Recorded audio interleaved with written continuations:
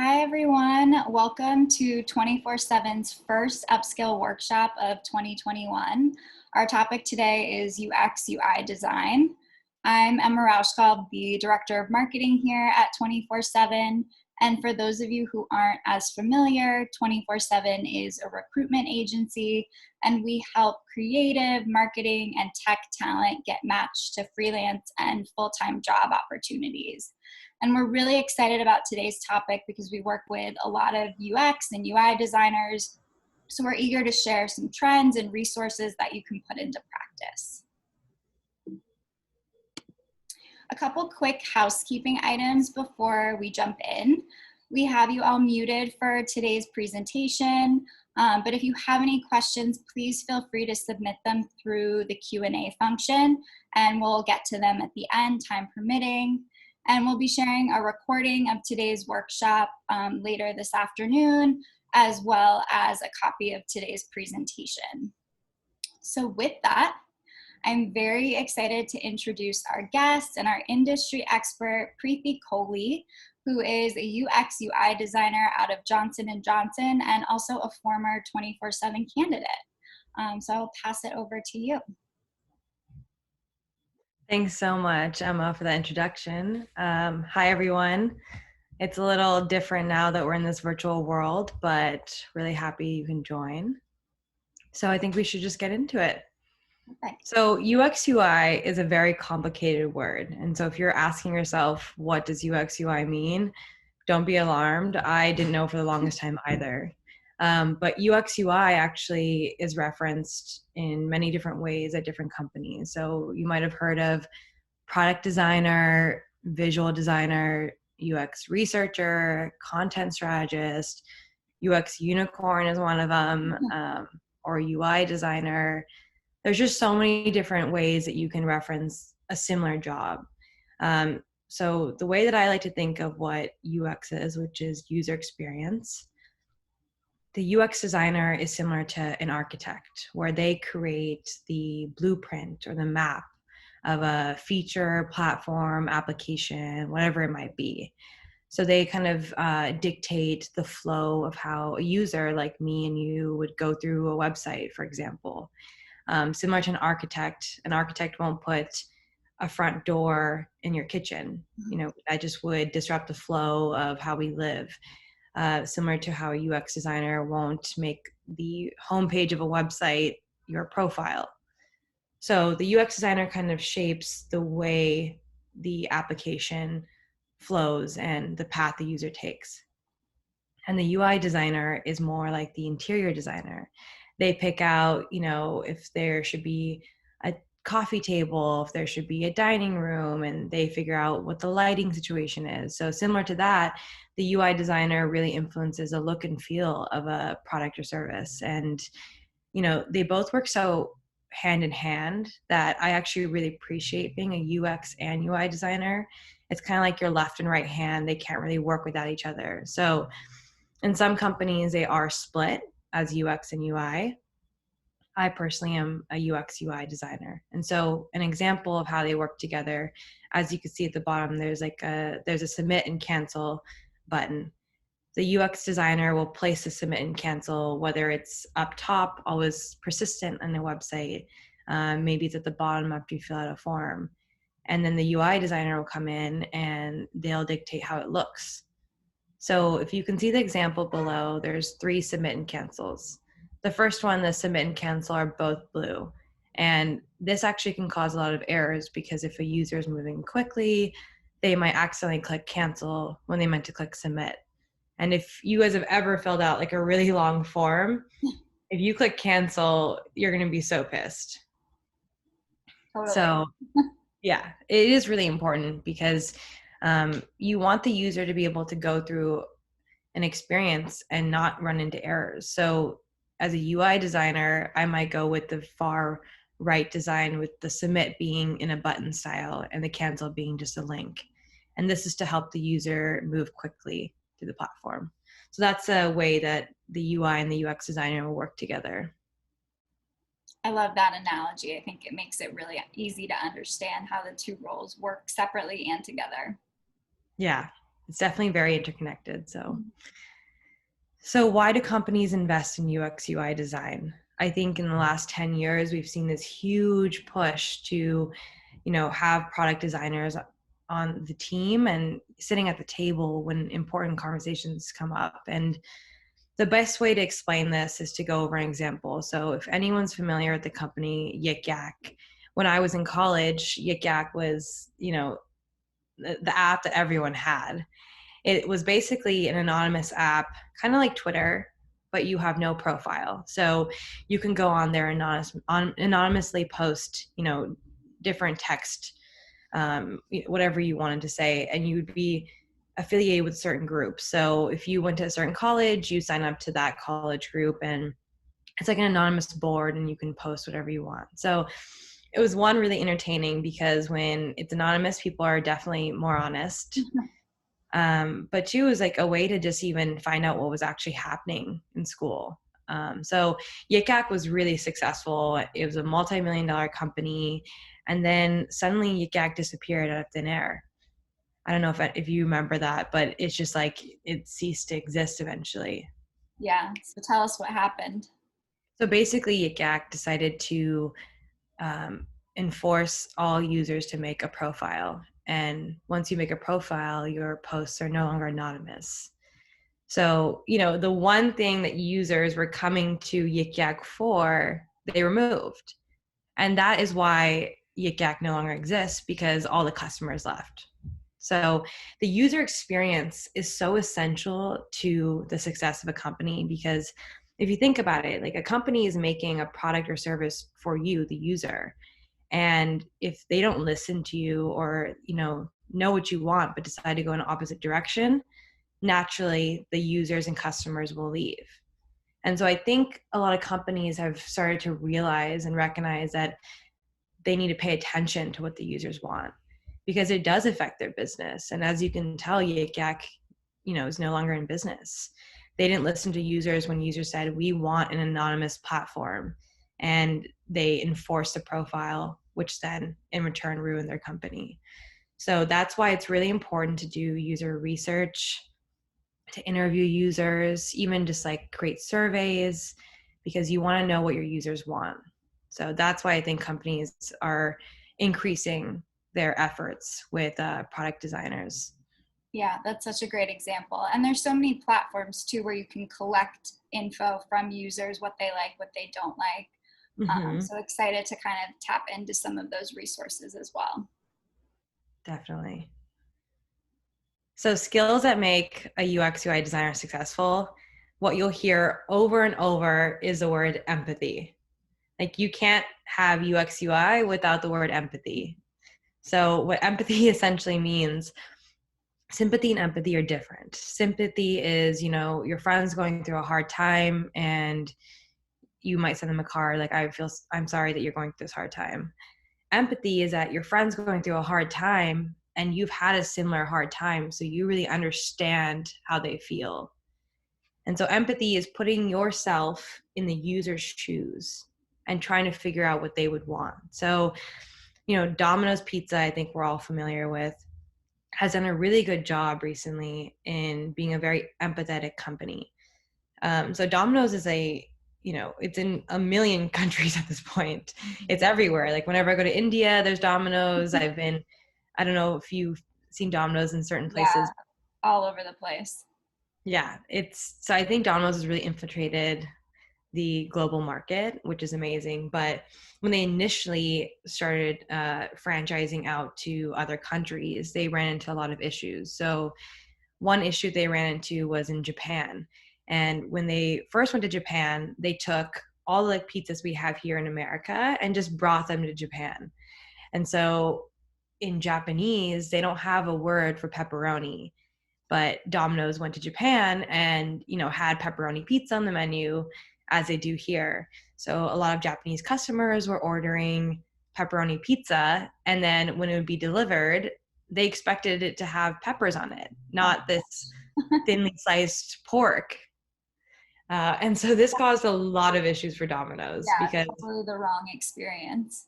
Exactly. Which if you think about it, makes a lot of sense. Like the word pepperoni, it's like a fun play on the word peppers. So I guess that, it makes sense if I didn't know what pepperoni was. So anyways, a lot of Japanese people were very frustrated with Domino's and they were unable to franchise. So Domino's understood that, they can't take the same model that they have in the United States and just mass apply it to different countries. Mhm. And so that's why they started tailoring their menus to their users, or in this case, their customers. And as you can see, there's 3 different examples that we've added here. Potato multigrain. That's not something we could get in America at all. But in South Korea is one of their best pizzas. So they really did well by understanding what their users in each country eats and likes and what they would call that type of pizza. And they started to tailor their menu to apply to those customers. And that is what, empathetic design is. You listen to your users, you study them, you understand them, and then you tailor your product or services to fit their needs. And so, this domino pie in Ukraine, I'm not sure if that would necessarily do well in America, but does really well in Ukraine. And so I think they were really successful in that case. And some hard skills besides empathy, of course, as a UX UI designer, we tend to prototype a lot. So in general, we have a lot of different platforms, like one's called Sketch, one's called Figma, there's XD and InVision. There's definitely other ways that you can prototype. You can even just draw on paper prototype, but we'll get into that a little bit later. So I love that your number one skill was a soft skill. We talk so much about how important soft skills are, especially as we look to the future of work, working from home, communication, being detail oriented. I think empathy is one that really translates obviously in user experience, but also across different job functions as well. yeah, I definitely agree. And the sad thing is that as a UX UI designer, you almost have to fight on behalf of the user sometimes in business organizations, because I think it's so easy to forget that these products and services are meant for the customers. And so you Yeah. have to kind of bring that up to everyone's attention repeatedly in the industry. So you're really like a customer advocate. Yeah, that's a great way to put it. Okay, so questions you might be asked in an interview. There's definitely, across all the interviews I've been to, every interview is different, but there's just a few things I think are pretty common amongst interviews. One being a concept of whiteboarding. And so I did this a lot when I attended a UX UI boot camp.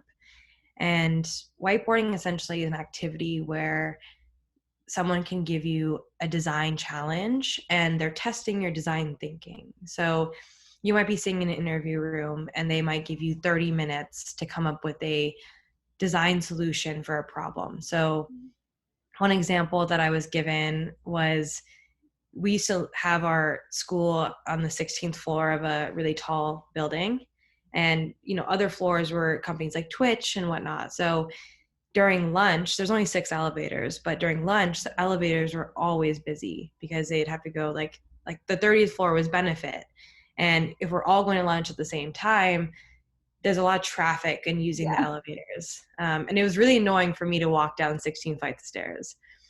So the design challenge that we were given was, how can we decrease the traffic of getting lunch within our building? Hmm.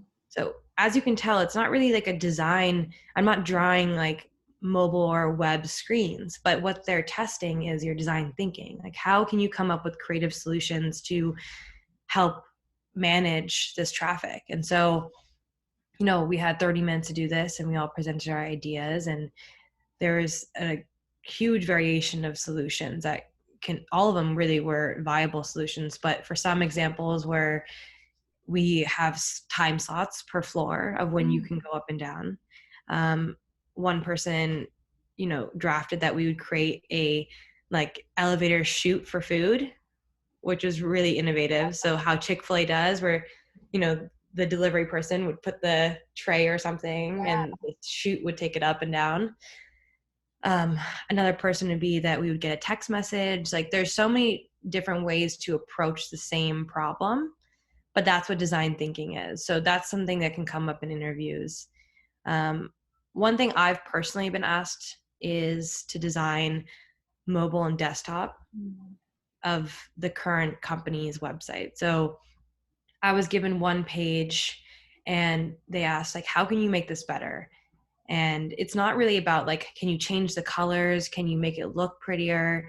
Because remember, that's not really the UX UI designer's job. That's maybe more of a graphic designer's job. What they want to see is like, how can you provide more information to the user that's relevant? How can, maybe that means that we have more information up top, or maybe we use video tutorials per each step. Whatever it is, you're trying to see how can this page better serve the user. So I redesigned the page, and one of the questions that came up was, why did you design in desktop and not mobile? And, I said, because I personally shop in desktop more. And their response, which is correct, is that most users now shop on mobile. So designs in the future should always be mobile first, meaning the best experience should be designed for mobile, and then desktop should follow. Wow. So those are just things to be aware of during interviews. Yeah, I think those are great practical examples. And again, coming back to like the functionality and how to make it easier for your users overall, less about personal preference. Yeah, definitely. Okay, so building a UX UI portfolio, or any type of portfolio, let me tell you, is any designer's like bane to existence. For some reason, it's so difficult to make a portfolio, and I've heard this across all of my friends and coworkers. I think we're naturally perfectionists, and it's hard to really display on a portfolio who you are as a designer. So, I fell into this kind of vicious cycle where it took me months to get my portfolio done. And then I just kind of realized, I talked to a lot of people, and I was told that someone only looks at your portfolio for about 10 seconds. Yeah.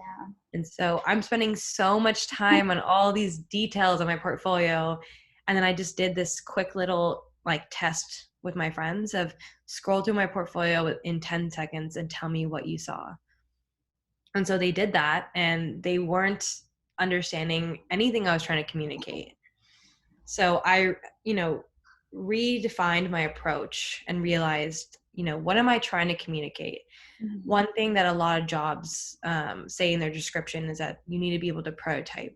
So an example I have here is that the left-hand side and the right-hand side are both examples of prototyping, which means, indicating step-by-step what the website would look like, for example. So on the left-hand side, you see an app. On the right-hand side, you see a website. Excuse me. So you can tell that they're both different. One is designed via XD, which is a prototyping application, and one I just took a piece of paper and drew and then took pictures of. So they both communicate the same thing, but it's about how can you communicate to people looking at your portfolio that you can prototype. And if that means that you go back to your previous work and do block designs, which the left-hand side is more of a block design. And, this is actually an app that I designed. I went back to that app and I blocked out where all the content is. As you can see, like the circles are probably profile icons. You're not really trying to convey what will be there, but just to indicate like how this could potentially look. And the right-hand side, I'm not a great artist and it's not perfect, but you can clearly see that there's a pop-up, that there's a main page, that there's content, that there's videos being played. You just want to be able to communicate that you can prototype. So my recommendation is to focus less about displaying the work that you've done and making it perfect, but more so display your skills. Like if you can prototype, put up a few prototypes. If you are really good at color matching, put your favorite colors on your portfolio.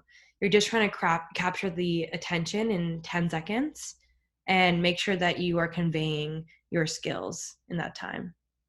I think what you said too about having your friends go through and really look at your portfolio for 10 seconds, that's such a great exercise to realistically see, like, are you conveying the message that you're trying to? And what does the end user, again, you're applying like your same best practices of user experience to your portfolio. So it's really a great time to Definitely. show all the skills that you have. Definitely. And the main thing you need to do is just get it done. Just put something up there. I feel like that's an easy one to maybe Yeah. procrastinate on. Oh, definitely. It took me, I would say, at least 6 months. So don't follow my example. Okay, so some emerging trends and tools. One important rule about UX UI is that you're not trying to reinvent the wheel. And I know as a designer, you want to be recognized and, create something that's so innovative and beautiful. But sadly, the truth is some of the best design goes unnoticed. And, Apple is a great example of that. When I first got the new phone without the home circle touchscreen, I was like freaking out. Like, I'm not going to know how to use this. Within a day or two, I was like instantly just like using it. And now I don't even notice it. Like, I naturally am just accustomed to swiping and using a lot of interactions. Mm-hmm. So Apple's really great about creating designs that just kind of seamlessly fit into our lives. And if you are designing for mobile, for example, and most of your users are iOS Apple users, you don't want to create something that's so foreign to what they know. Because if a user has to sit there and learn this new technology, one, they'll be frustrated, but two, you can see a lot of fallout. They're not going to be as interested in your product, essentially. So for me, it would be really difficult for me to go to a Android phone because I just don't know how to use it. And that's what reinventing the wheel means. Like, if people are accustomed to a certain type of design, you want to kind of stick with that pattern. You can definitely still be creative. It's just like you don't want to recreate coveted experiences that everyone's already using. And I have an example right here in the picture where it says tasks and notifications. You can see that there's a little mail icon in the right-hand side. And this is a website I use almost like every week for, my personal use. When you see a mail icon, you expect traditionally to be taken to some sort of mail platform or a new message to pop up. But in this case, when you click the mail icon, you see task and notifications as your first line item, which makes no sense. No. Yeah, because you're used to having a mail icon relate to sending messages or seeing your messages. Yeah. If you can see really tiny at the bottom under notifications, it says you have no messages. And that's just, as a user, I'm going to be extremely confused if I've always known the mail icon to be one way, and then it's being used here as a notification bell, which is what you'd probably assume to see for notifications. So by not reinventing the wheel means maintaining those experiences that we're used to. So a mail icon you should use for mail. Shopping cart icon will most likely be used for a checkout cart online. So things like that, I think, are really important to keep in mind. Feel free to be creative, but you want to decrease the irritation that your user might have with your website. So I wouldn't recommend changing things that are experiences that we're all used to. And another tool I think that's really great is called the Daily UI. And you can sign up for that. I think it's like an email daily challenge, but basically they send you a challenge every day, and it could be as simple as redesign the lock screen of iPhones. And you get to just be creative and innovative and find different ways you can see users in the future opening their iPhones, whether it's through face, maybe it's through your thumb, maybe it's through a certain motion. And doing these daily exercises, I don't definitely do them daily, but I try to do one a week. Yeah. That can keep you up to date with designing for, if you're not a mobile designer, it can be really helpful for you to just every now and then design something in a mobile breakpoint. So you're keeping up to date with your skills while also not being siloed in one type of design. I love that. And we know today ability to learn new skills and be adaptable is more important than ever. So I think any activity like that forces you to think in a different way, whether it's UX or UI design or, you know, another skill set you're building, is so important. So I love that Yeah. suggestion. Yeah. Great thing to sign up for. Okay, so some recommended resources that I have. You know, how I got into UX UI was through my mentor, Stephanie. She works at goop.com, and she's the director of UX UI there. She recommended this book called The Design of Everyday Things by Don Norman. And it's basically like the Bible for a UX UI designer, product designer, whatever you call it. It essentially just breaks down what user experience is. And for me, it was eye-opening. Like, I remember reading it on a bus home one day, and it's not necessarily about like, how do you design a mobile screen? How do you design a website? It's more about, look around you. What experiences do you see every day that can be improved? You know, what do you find irritating in your life that you can think of a solution for? That design thinking we were talking about earlier. So I started to look around my own home and see all these different things. I'm like, this could be better. Yeah. A recent example of this is that my dad just remodeled his kitchen, and he got like a modern sink, and it obviously has like the normal nozzles that all sinks have, but it has this little hand wave motion that you can just turn the sink on and then wave it off. And I started to use that at his house. It's so easy. I walk up like with my cup, wave it on, and then wave it off. I love that. I have It's to really look into that. That's really cool. Yeah, it's so true. Like things that we don't even think about or take for granted, that could be improved. Something as simple as how you get water out of your tap. exactly. I love it. And now I go up to like all the other taps, like my own apartment, and I'm like always waving, and it doesn't work. So, Why isn't this you know, it can apply to your everyday life. I think a good start is just to think about, like, look into your room. That's a good place to start. What about my room could I create or update to make more efficient and serve my needs better? So that book really got me thinking of, in my day-to-day life, how can I make my experience as a user better?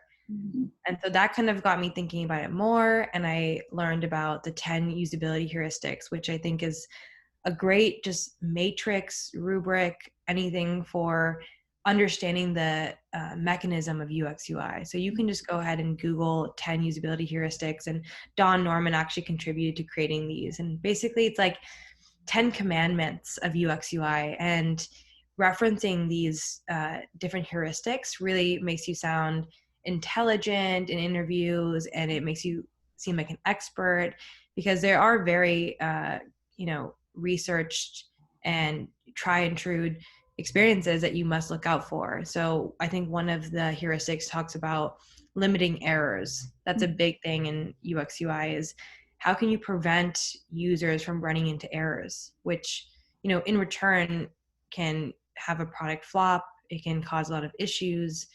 So I think looking at those, studying those heuristics is really important. And then lastly, Dribble and Awards are just two great websites for inspiration. So Dribble is more where UX UI designers will go and post different concepts they've done. And this can be anywhere from very conceptual to very, like I find a lot of resources on there about how to design a new feature, and designers are really helpful. They like to share their work, and it's not a place for you to copy, but it's definitely a place for you to learn about different skills and what people are designing. And it can just kind of inspire you to think of different ways to approach the same problem. And then Awards is a award website where really innovative websites are submitted and then reviewed by a committee, and the winners are posted there. And so there's really cool stuff, like Nike Lab won an award one year of this interactive website that moves with your eyes as you scroll. There's no scroll bar or anything, but it's definitely very futuristic and more a tool for inspiration. So these are my recommendations to check out if you're interested in seeing what the industry is doing. I love that. I think we're all going to go on Amazon after this and order that book. Oh yeah, it's a must. Amazing. Well, honestly, I know I learned so much, and we do have just a little bit of time for Q&A.